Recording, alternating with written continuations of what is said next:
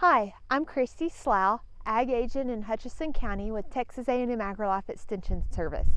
Today I'm coming to you from the North Plains Groundwater Conservation District's Cotton Conservation Field in Hutchinson County.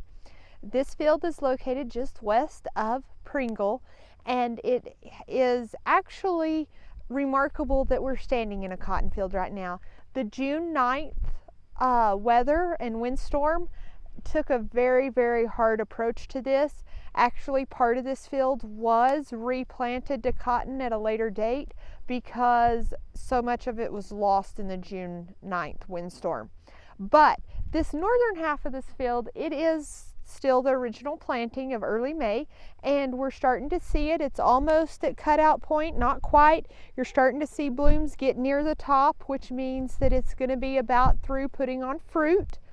But that's good. We're at the point in time where the cotton has been kept, through external and through the farmer using PGRs. It has been kept at a reasonable height, things like that. Something though that I do want to talk about today is verticillium wilt. And a lot of cotton producers are starting to see some verticillium wilt either in fields that have had a lot of rain or in fields that have been heavily irrigated. Verticillium wilt, some of your telltale signs is your leaves are going to start turning very yellow, they're going to start wilting, things like that. We're going to look for some verticillium wilt. This plant does not have a lot of leaves, but it is starting to show some yellow and wilting leaves. And so we want to see if we can tell. We have pulled the plant up just above the root zone. We're going to take and cut an angle spot.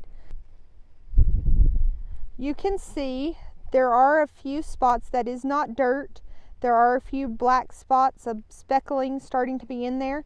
What that is it's the water uptake, and that's the reason why leaves are starting to wilt, is because the verticillium is basically it's a disease that gets in there and it prevents the water from uptaking into the plant correctly. As you see, my box blade is very clean. It does not have dirt on it.